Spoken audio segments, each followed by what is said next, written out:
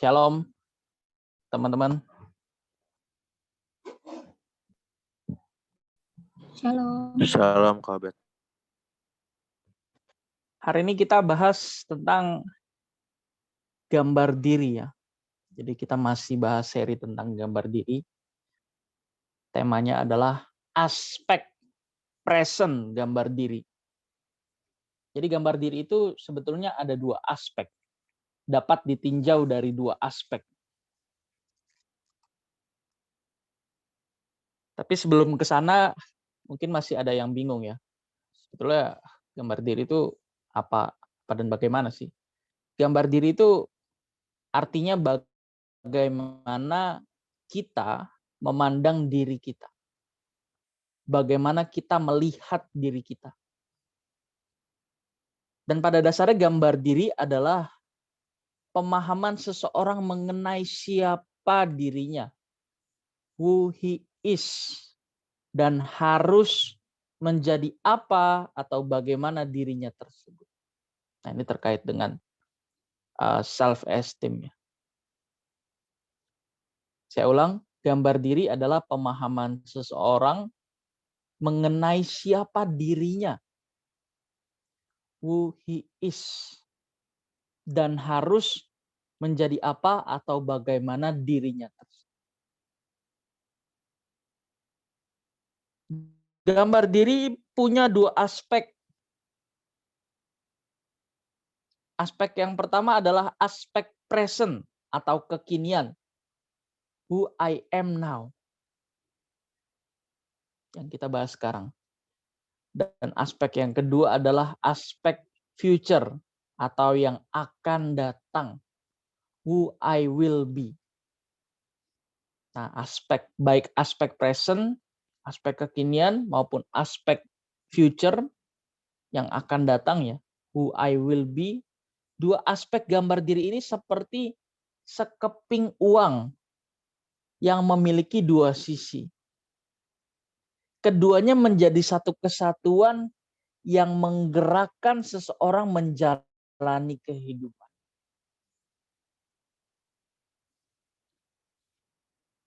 Hari ini kita hanya bahas salah satu aspek ya, karena ini nggak bisa singkat jelasinnya. Jadi kita bahas satu-satu. Aspek gambar diri yang pertama adalah aspek present atau kekinian. Nah, aspek kekinian itu dibangun dari masa lalu. Kita adalah produk masa lalu. Kita yang sekarang adalah hasil pembentukan dari masa lalu.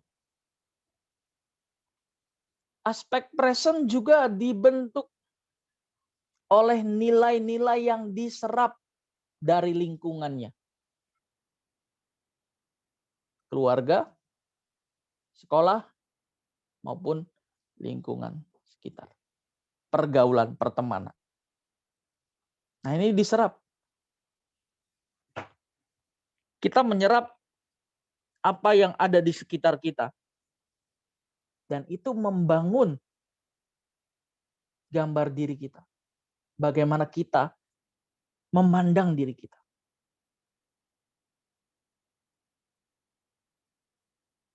Jadi aspek present itu apa? Aspek present yaitu bagaimana seseorang memandang dirinya sekarang, saat ini. Atau pemahaman seseorang mengenai siapa dirinya sekarang. Who he is. Setiap orang memiliki penilaian atau harga terhadap dirinya sendiri. Sekali lagi ini dibentuk. Kita ini produk dari masa lalu. Ini tidak bisa dihindarkan. Maka sering sekali kita juga bahas ya, mekanisme terbentuknya hati nurani seseorang. Apa yang kita lihat, apa yang kita dengar. Mata dan telinga itu kan jendela jiwa. Ini yang mewarnai jiwa kita. Dimulai dari apa yang dilihat, dari apa yang didengar. Dan ini akan mempengaruhi apa yang kita pikirkan. yang sama dengan mempengaruhi bagaimana kita melihat diri kita sendiri. Setelah apa yang kita pikirkan itu terus mewarnai pikiran kita, itu akan membentuk keinginan, akan membentuk perasaan. Oh, ternyata memang aku ini seperti ini loh. Misalnya orang lahir di keluarga broken home, terus orang tuanya selalu menganggap dia itu nggak berguna. Nah ini kan lama-kelamaan dia mulai merasa kalau dirinya itu nggak berharga. Padahal nggak begitu. Atau orang yang dilahirkan di keluarga yang kaya, dia memandang dirinya terlalu tinggi. Karena memang lingkungannya begitu.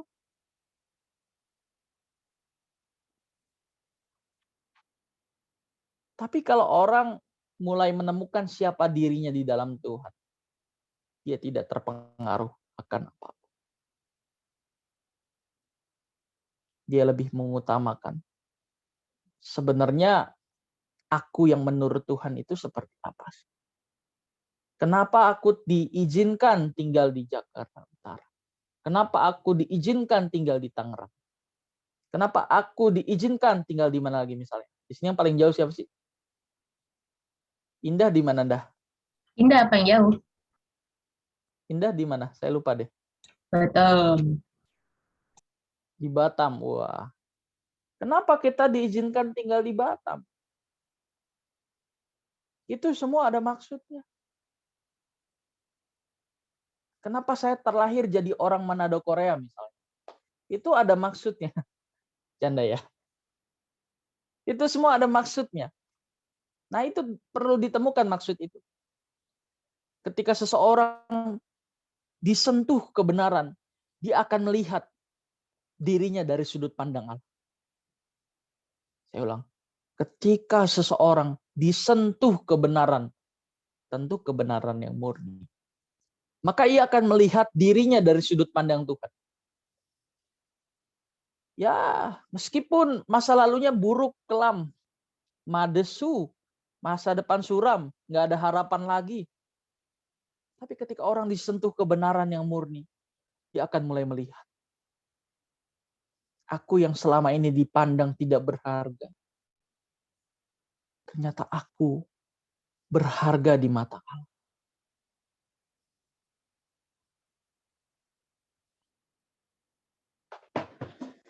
Jadi jangan kita minder. Minder itu sombong, sama dengan sombong. Karena minder itu kita menetapkan satu standar, di mana kita harus memenuhi standar itu. Aku harusnya begini, aku harusnya begitu. Nah ini kan ada ideal self, gambaran tentang diri kita yang ideal. Harus menjadi apa aku ini. Padahal Tuhan punya rancangan.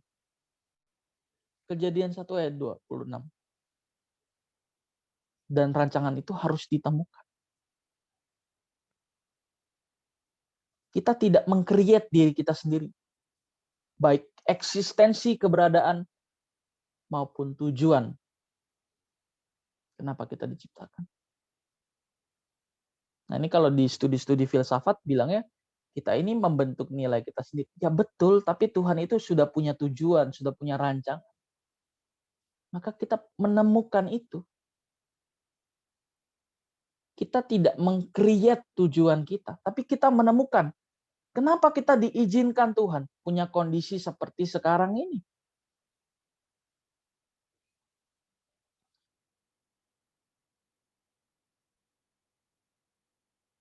Sekali lagi, setiap orang itu pasti memiliki penilaian atau harga terhadap dirinya sendiri. Nah, ini bagaimana dia dibentuk oleh lingkungan. Maka dia punya satu standar penilaian atau harga terhadap dirinya itu. Baik itu baik ataupun buruk. Ukuran dan penilaian seseorang terhadap gambar diri sangat ditentukan oleh nilai-nilai yang diserap dari lingkungan sejak kecil, baik lingkungan keluarga, pendidikan, pergaulan, dan lain sebagainya. Dan lain sebagainya apa? Itu bukannya udah mencakup semua. Medsos. Medsos.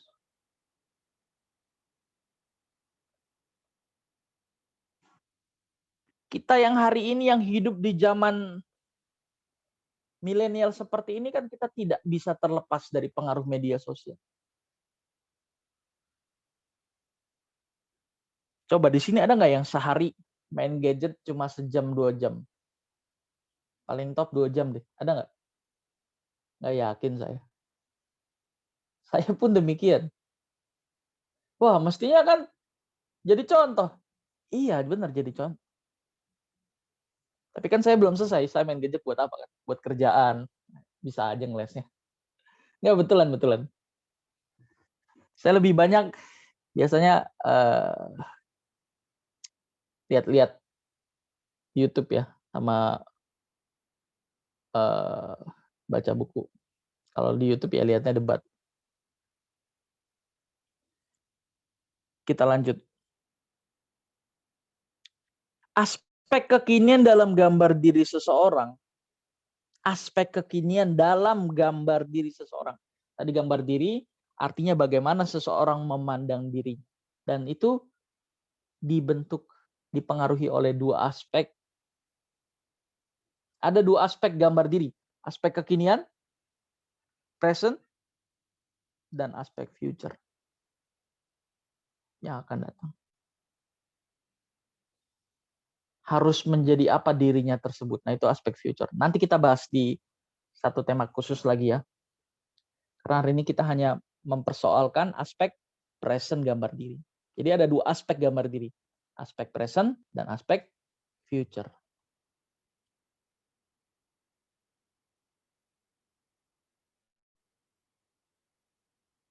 Aspek kekinian, saya ulang karena tadi terpotong. Aspek kekinian dalam gambar diri seseorang dibangun dalam kehidupan setiap individu melalui perjalanan panjang masa lalunya.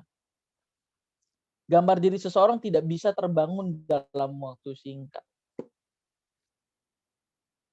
Tahu nggak kenapa Adam dan Hawa itu akhirnya diusir dari Eden?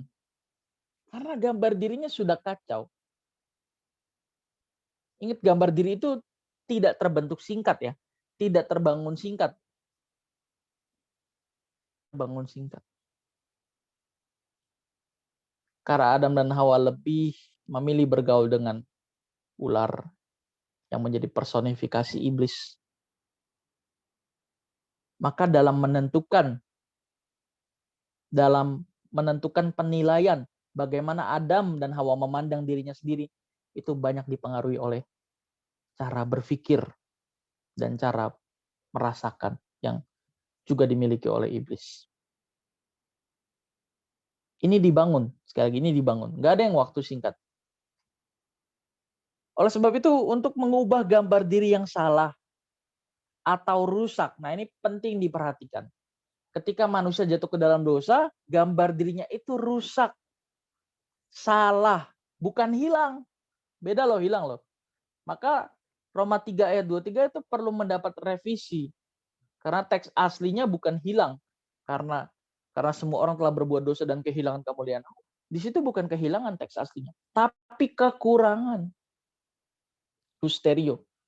Karena semua orang telah berbuat dosa dan kekurangan pikiran perasaan.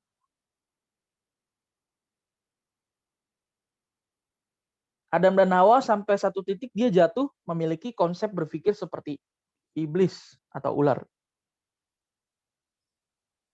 Sampai satu titik dia punya cara berpikir, cara memandang dirinya sendiri dari perspektif yang bukan Tuhan. Nah, sejak saat itu gambar diri Adam dan Hawa menjadi salah atau rusak. Dan keturunannya pun mewarisi gambar diri yang salah juga. Kejadian 5 ayat 3, Adam memperanakan keturunannya menurut gambar dan rupa siapa? Menurut gambar Adam. Ya, tapi bukan kalau Adam dan Hawa nggak jatuh juga mewarisi gambar dan rupa Adam. Betul. Tapi faktanya jatuh apa nggak? Jatuh dong. Ya nggak? Kejadian 3 jelas. manusia telah jatuh ke dalam dosa.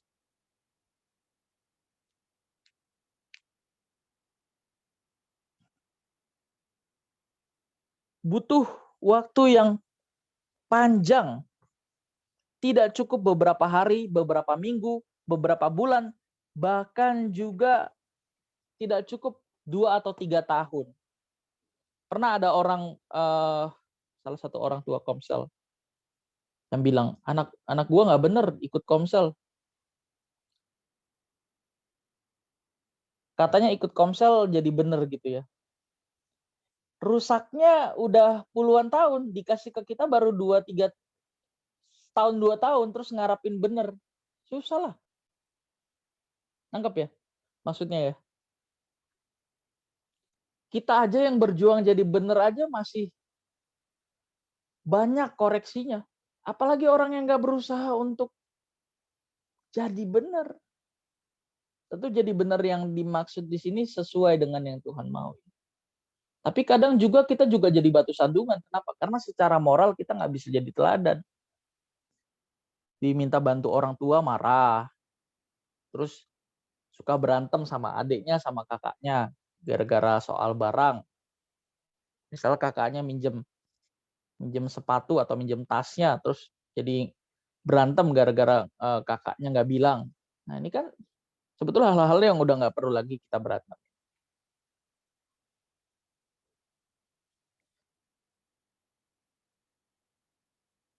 Bagaimana seseorang memandang dirinya atau memiliki gambar diri sangat ditentukan oleh nilai-nilai yang dipahaminya. Nilai-nilai di sini maksudnya adalah sesuatu yang dianggap berharga dan yang tidak berharga. Tentu saja jika seseorang memiliki sesuatu yang dianggap berharga, maka hal itu membuat dirinya merasa lebih bernilai dibandingkan orang lain yang tidak memiliki sesuatu tersebut. Dengan sesuatu yang dianggap berharga tersebut, maka ia merasa dirinya lebih bermartabat. Saya ulang, dengan sesuatu yang dianggap berharga tersebut, maka seseorang merasa dirinya lebih bermartabat. Dalam hal ini, nilai diri atau martabat manusia ditentukan oleh sesuatu yang dipandangnya memiliki nilai tinggi atau berharga juga di mata manusia. Nah, ini manusia yang nggak kenal Allah. Dia membangun gambar dirinya berdasarkan nilai-nilai yang dianggap berharga oleh manusia sekitarnya. Nah, mulai sekarang kita jangan lagi begitu. Contohnya gimana? Kita misalnya teman kita pergaulannya apa misalnya ya? Suka barang branded. Terus supaya kita bisa diterima, dihargai, akhirnya kita jadi ikut-ikutan pakai barang branded. Bukan berarti nggak boleh. Bukan berarti anak Tuhan nggak boleh pakai barang branded. Ya kalau kita ada kesempatan, kita mampu beli itu ya beli. Tapi jangan jadikan itu sebagai nilai diri.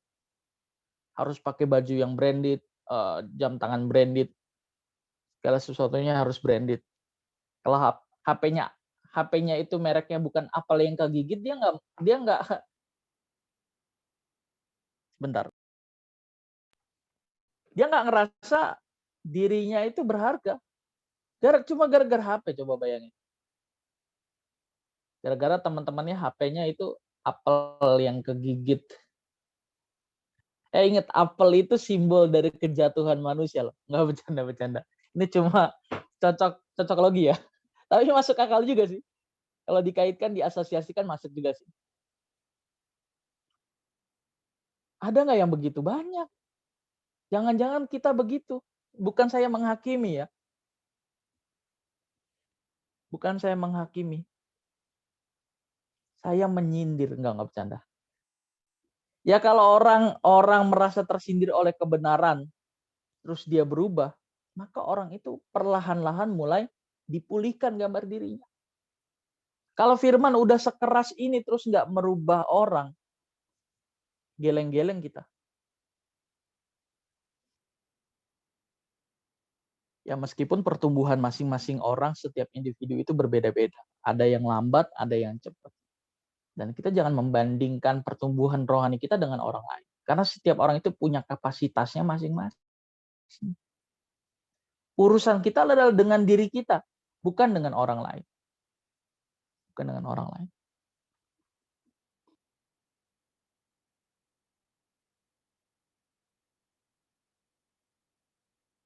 Nilai-nilai juga berhubungan atau bertalian dengan pemahaman seseorang mengenai kebahagiaan, keamanan, ketenangan, dan kenyamanan hidup.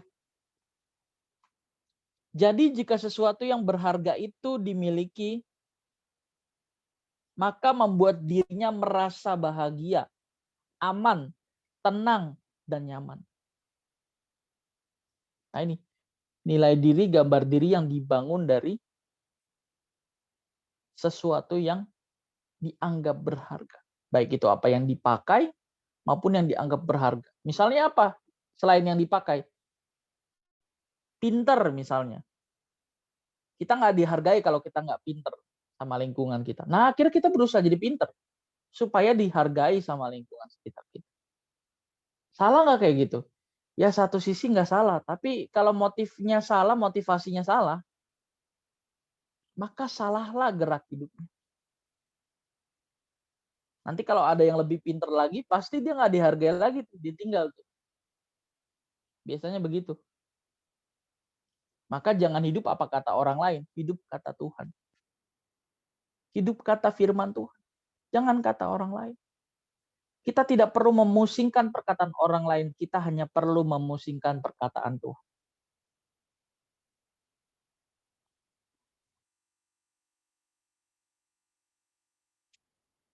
Itulah sebabnya pada umumnya manusia memburu sesuatu yang membuat dirinya berharga dan bermartabat, serta membuat dirinya merasa bahagia, aman, tenang, dan nyaman.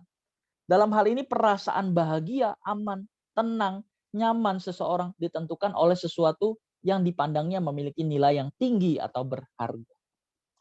Dan faktanya manusia menghabiskan umur hidupnya hanya untuk memiliki apa yang dianggapnya memiliki nilai yang tinggi atau yang berharga. Mengejar sesuatu yang dianggap tinggi, tapi sesungguhnya tidak bernilai. Nah, kita pernah bahas soal present value ya. Harga dan nilai. Sesuatu yang dianggap berharga, itu belum tentu bernilai. Jadi patokan berharga atau tidak berharganya, value-nya dari mana? Dari mana? Dari apa kata Tuhan? Apa kata Tuhan? Menjadi seperti yang Tuhan inginkan. Itu satu-satu seharusnya ya, menjadi satu-satunya agenda dalam hidup kita.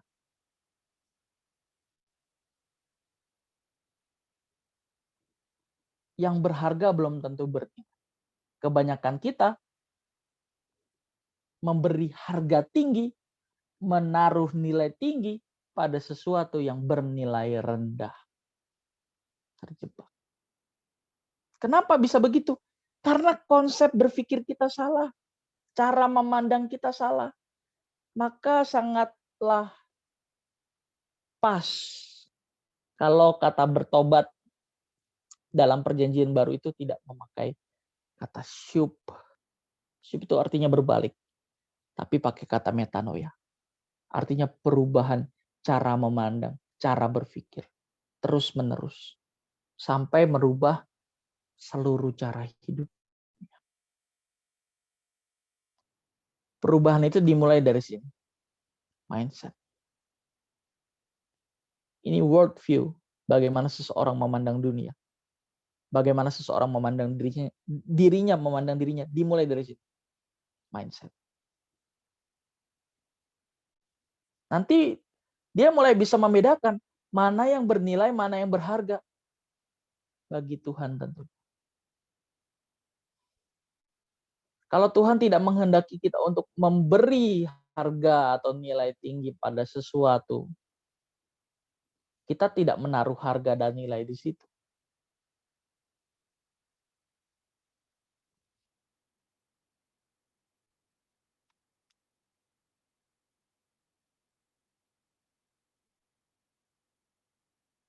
Banyak orang, sekali lagi, menghabiskan umur hidupnya untuk memiliki apa yang dianggapnya memiliki nilai yang tinggi atau yang berharga. Bahkan demi hal tersebut, mereka bisa menghalalkan segala cara sehingga mereka bisa menjadi pembunuh bagi sesamanya.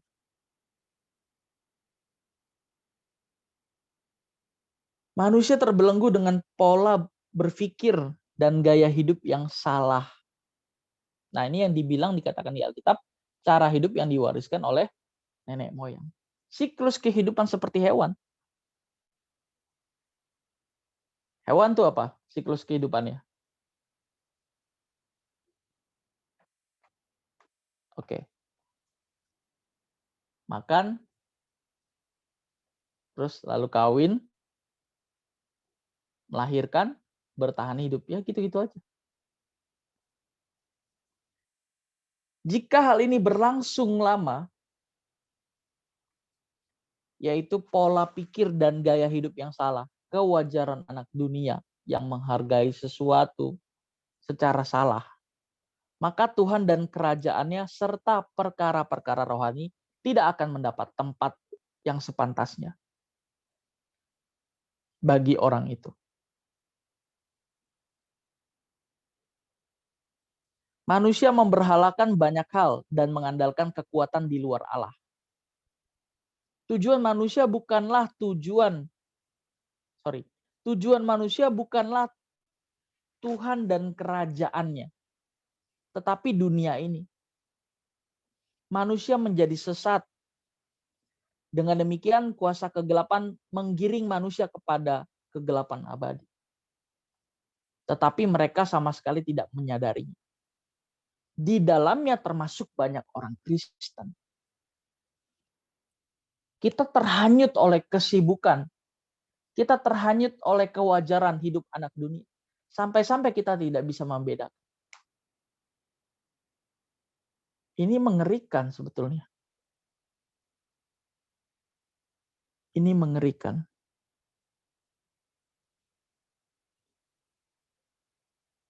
Nilai-nilai yang salah yang dibangun dalam kehidupan hampir pada semua manusia adalah uang atau harta materi, kedudukan, gelar, penampilan, relasi dengan orang-orang penting seperti pejabat dan aparat keamanan, barang-barang atau fasilitas yang dimiliki dan dikenakan seperti rumah, mobil, dan sebagainya. Ya ini orang kan ngejar itu ya. Ngejar uang, ngejar posisi, terus ngejar relasi. Tentu relasi dengan orang-orang penting. Dengan begitu dia merasa aman. Dia bisa menyelesaikan segala sesuatu dengan apa yang dimilikinya. Nah, ini mengandalkan sesuatu di luar Tuhan. Maka dapat dikatakan kita sepatutnya bersyukur kalau kita terlahir di keluarga yang biasa-biasa saja. Keluarga menengah ke bawah. Atau bisa jadi keluarga yang broken. Dengan begitu ketika kita mendengar kebenaran firman, pasti kebenaran firman itu membuka mata kita, menyadarkan kita. Dibanding orang yang dalam posisi nyaman, aman, hidup dalam kemewahan, terus dengar firman Tuhan, kebal dia. Karena dia nggak ngerasa butuh Tuhan. Tapi kalau orang yang patah hati, yang broken home, yang tinggal di keluarga menengah ke bawah, waduh. Ini sangat pas momentumnya. Dia bisa menghayati keberadaan Tuhan melalui situasi atau kondisi hidupnya. Ya, Dua-duanya bisa saja membinasakan kita. Baik itu masalah maupun hidup dalam kenyamanan. Dua-duanya bisa membinasakan kita. Kalau orang dapat masalah terus dia nganggap masalah itu, kok Tuhan nggak tolong gue? Nah ini sama aja kan bisa membinasakan orang itu kan. Baik secara perlahan-lahan dia menjadi ateis, kemudian membenci Tuhan, sangat mungkin. Jadi jangan menganggap, wah berarti situasi kita aman. Iya memang lebih bahaya itu kenyamanan. Situasi yang sulit itu mengkondisi seseorang untuk lebih menghayati Tuhan. Itu betul. Tapi bukan berarti dua kondisi ini, baik masalah hidup atau kesulitan ekonomi dan lain sebagainya, tidak dapat membinasakan orang juga. Tetap bisa. Tapi lebih bahaya yang ini nih, kenyamanan hidup, kewajaran hidup anak dunia.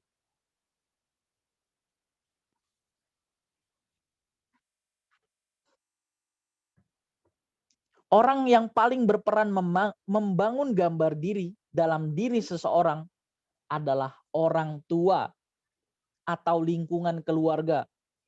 Setelah itu lingkungan pendidikan dan pergaulan. Makanya kita menyediakan sarana. Kalau pergaulan kita buruk, situasi di keluarga juga tidak mendukung, maka di komunitas ini kita menyediakan sarana. Ada kakak rohani, ada bapak rohani, ada teman-teman seperjuangan.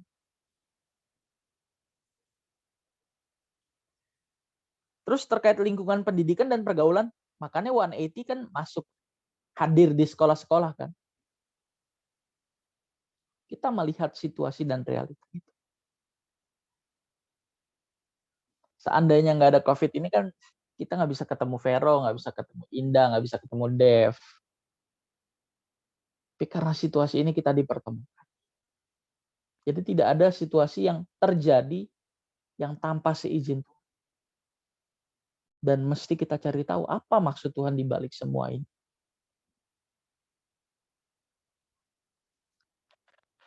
Lingkungan hidup seseorang sangat menentukan nilai-nilai yang dimiliki seseorang. Berhubung manusia hidup di dunia yang sangat fasik, artinya lingkungan hidup yang tidak takut Tuhan dan tidak memerdulikan hukum-hukumnya. Tentu saja lingkungan hidup seperti ini membawa semakin banyak manusia memiliki nilai-nilai yang salah. Makanya sekali lagi kita menyediakan wadah atau komunitas. Gak ada orang yang bisa berjuang sendiri. Life is better in community. Maka Tuhan Yesus sendiri juga menciptakan komunitas kan. Lingkar satunya kan 12 murid.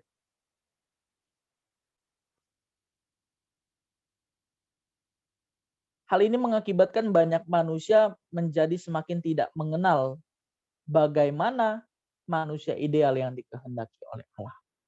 Yaitu tadi lingkungan yang fasik ya. Keadaan dunia yang semakin fasik. Artinya lingkungan hidup yang tidak takut Tuhan. Fasik tuh dia tahu yang benar, tapi dia nggak melakukan yang benar itu. Nah ini fasik.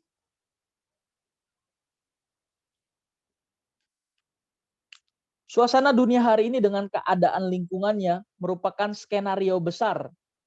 Saya ulang pelan-pelan nih, saya harus ulang pelan-pelan. Suasana dunia hari ini dengan segala lingkungannya merupakan skenario besar dari kuasa kegelapan untuk bisa mencetak manusia seperti yang diinginkan. Ya lu jadi baik aja. Lu lakukan apa yang lu ingini. Asal jangan jadi seperti Tuhan Yesus. Mengerikan.